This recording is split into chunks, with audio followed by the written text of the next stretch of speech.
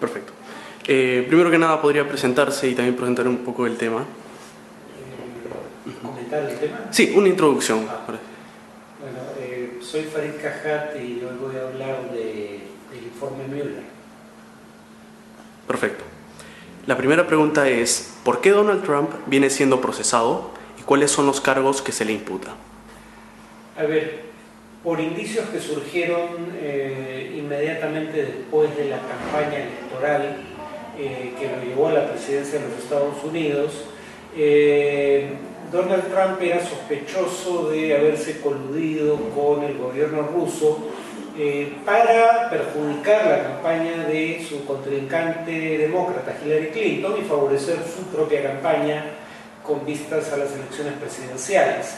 En el transcurso de las investigaciones que hubo por esos hechos, por los indicios que existían de posible colusión, surgió una nueva acusación a raíz de que el que entonces era jefe del FBI, el señor Comey, indicó que Trump le había pedido a su criterio que dejara de investigar a su ex asesor de seguridad nacional, Flynn, precisamente por los vínculos que había tenido con miembros del gobierno ruso, en su caso específico con el embajador de Rusia en Estados Unidos, y por ende eso sumó a la acusación de confabulación, o al menos a la investigación sobre una posible confabulación, la investigación sobre un posible caso de obstrucción a la justicia por el testimonio de Comey. Perfecto, muchas gracias. El segundo punto, ¿qué es el informe Mueller y cuál es el nivel de acceso que se tiene al mismo? Bueno, cuando Comey, digamos, es separado del cargo de la jefatura del FBI, según él, porque no había aceptado la sugerencia del presidente Trump de cesar investigaciones que podían implicarlo, surge debate sobre cómo proceder frente al tema y dado que el secretario de Justicia, o sea, ministro de Justicia, se había excusado de involucrarse en el tema, el subsecretario de Justicia, nombrado por Trump, habría que recordar, decide crear una comisión investigadora para evaluar ambas acusaciones, tanto la de colusión como la de obstrucción a la justicia, y nombra como jefe de la comisión investigadora a Robert Mueller, que era un anterior jefe del FBI y que para evitar suspicacias sobre cualquier intento de persecución política está registrado como votante republicano. Perfecto, muchas gracias.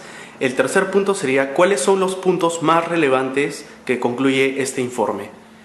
Bueno, no lo sabemos porque no conocemos el informe. Lo único que conocemos es un resumen de 4 páginas elaborado por el actual secretario de Justicia, no aquel que ejercía el cargo, Jeff Sessions, ¿no? Cuando se iniciaron las investigaciones. El actual secretario de Justicia, Barr, básicamente hace un resumen de 4 páginas y prácticamente no cita el reporte de Mueller, pero dice que según el reporte Donald Trump ha sido exonerado del cargo o en todo caso no se han encontrado suficientes pruebas como para acusarlo de colusión. Sin embargo, curiosamente, ya sabíamos antes de que el secretario de Justicia emitiera esta versión de lo que dice el reporte, que el reporte había concluido con, primero, 7 condenas bueno, casos de condena bajo sistema de colaboración eficaz, como lo llamamos en el Perú, de gente cercana a Trump. Paul Manafort, su jefe de campaña, Flynn, el ex asesor de seguridad nacional, también Michael Cohen, su ex abogado personal.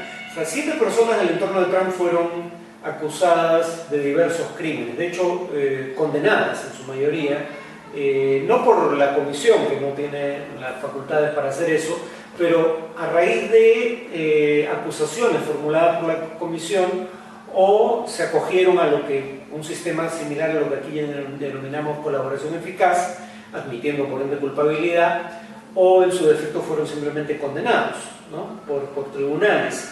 Sabemos que hubo contactos entre miembros de la campaña de Trump y gente que decía hablar en representación del gobierno ruso, el propio hijo de Trump entre ellos, y sabemos que hay acusaciones formuladas por la comisión Mueller contra agentes de inteligencia rusos. Entonces, sabemos todo esto porque dio lugar a investigaciones o a procesos judiciales, pero no lo sabemos por el informe, no sabemos qué dice stricto sensu el informe. ¿Qué dice el resumen del secretario de Justicia?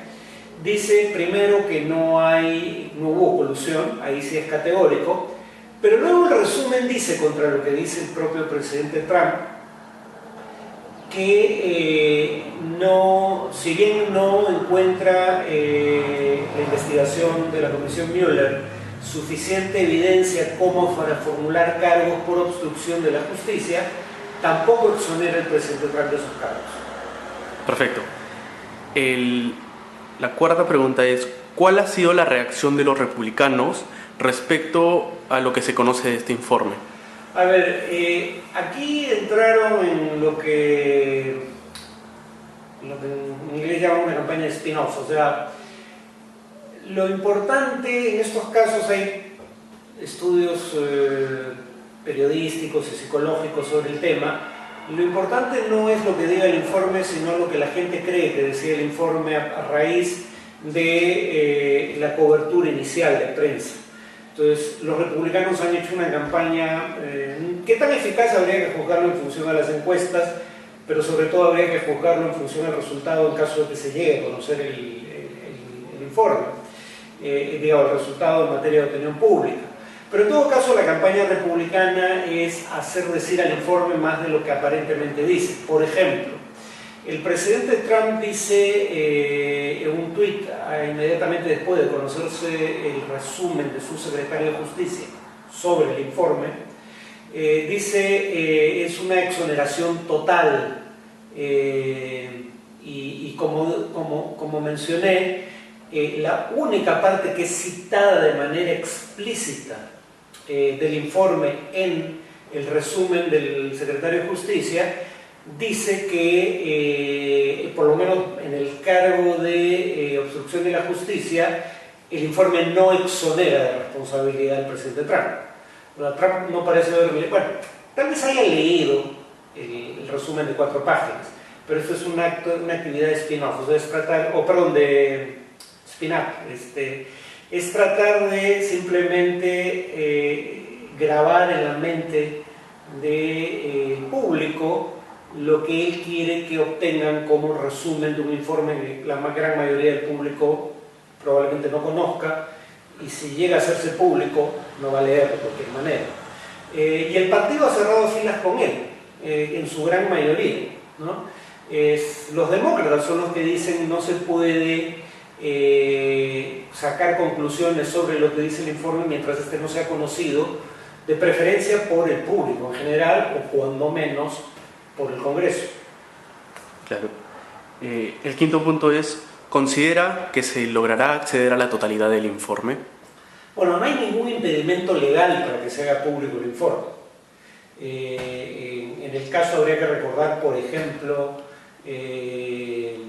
que cuando fue sometido a investigación el expresidente Bill Clinton y luego a buena medida a juicio político, bueno, a investigaciones que podían conducir a un juicio político, el proceso fue televisado y Clinton testificó, ¿no?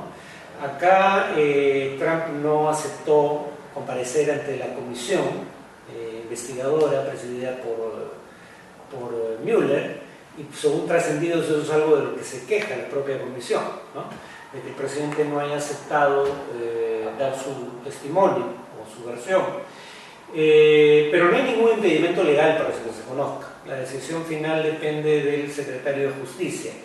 El temor de algunos es que, digamos, ya se ha hecho tanta publicidad a la presunción de que el informe exonera en lo esencial de responsabilidad al presidente, que el impacto del propio informe en caso de hacerse público y en caso de no tener diferencias dramáticas con el resumen del secretario de Justicia, probablemente ya no tenga mayor impacto. Perfecto. Y la última pregunta es, ¿qué escenario podría plantear a nivel internacional el hipotético caso de que se acredite cierto nivel de apoyo ruso en la campaña electoral de Donald Trump? Bueno, yo no creo que sea un tema que sea particularmente controversial ahora, en el sentido de que el informe sí concluye que hubo agentes de inteligencia militar, si mal no recuerdo, rusos, implicados en una campaña de desinformación en redes sociales para beneficiar explícitamente a Donald Trump, ¿no?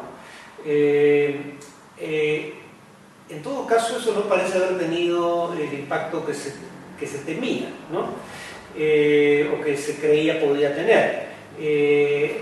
Porque claro, finalmente la investigación en lo esencial era en torno a si había habido colusión entre la campaña de Trump y el gobierno ruso. Si hay injerencia del gobierno ruso, pero no es a través de una colusión con la campaña de Trump, al menos Trump no es responsable de lo que haya hecho o no el gobierno ruso. En todo caso, son imputaciones que todavía tendrían que probarse en un juicio. Pero esas imputaciones existen, derivan del informe. Esa sí es información de dominio público y por ende no hay que presumir, es un hecho, ¿no? Que las imputaciones penales existen. Ahora, obviamente el gobierno ruso no ha aceptado que esa intervención haya existido, ni por ende va a poner a disposición de la justicia norteamericana a los imputados, que no están en territorio estadounidense. Entonces, si se llega a aprobar o no la intervención, es algo que está por verse.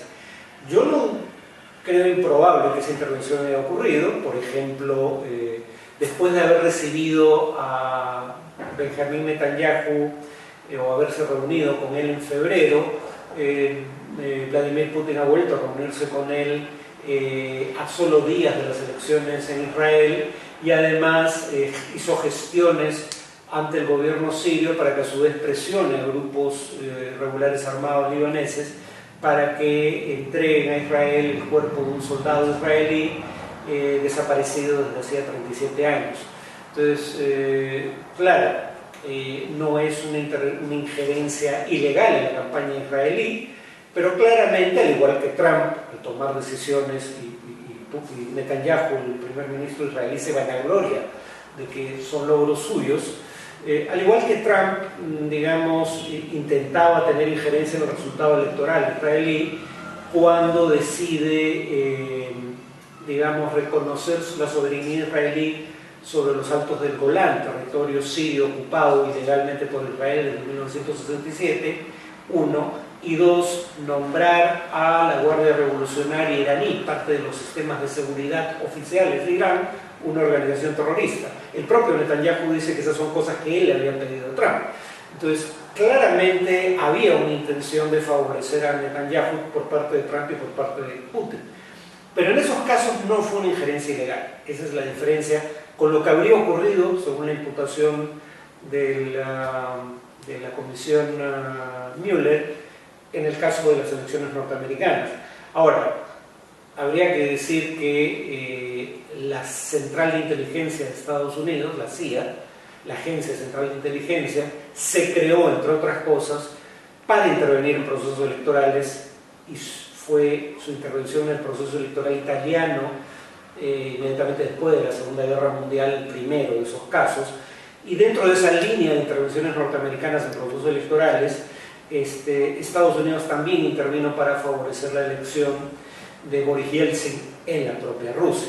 En ese sentido, yo no tengo mayores dudas de que Rusia hace aquello que se le imputa en materia de injerencia indebida en procesos electorales, pero es muy hipócrita de parte de políticos norteamericanos sentirse ofendidos cuando ellos hacen exactamente lo mismo. Y por último, y para concluir, ¿tiene algún otro comentario o opinión acerca de este caso en general? No, salvo lo único que cabría añadir es que según trascendidos de prensa, porque no sé si sea un acuerdo de los miembros de la comisión o no, pero los miembros de la comisión no han hecho acotaciones al resumen de su informe, de la comisión Mueller, no han hecho acotaciones al resumen que de su informe hace el secretario de Justicia. Pero, sin dar nombres, han filtrado información a la prensa, según la cual sienten que el resumen del secretario de Justicia no hace justicia al informe, y que si bien no derivan acusaciones formales contra el presidente Trump de ese informe, el informe contiene datos e información que en todo caso no son en absoluto favorables a la imagen pública del presidente. Entonces, solo vamos a saber si eso es cierto si se hace público el informe. Ese sería, digamos, lo único que puede cambiar la imagen que tenemos de lo ocurrido hasta ahora es que ese informe se haga público, y no sabemos si eso va a ocurrir. Claro. Bueno, muchísimas gracias por la entrevista.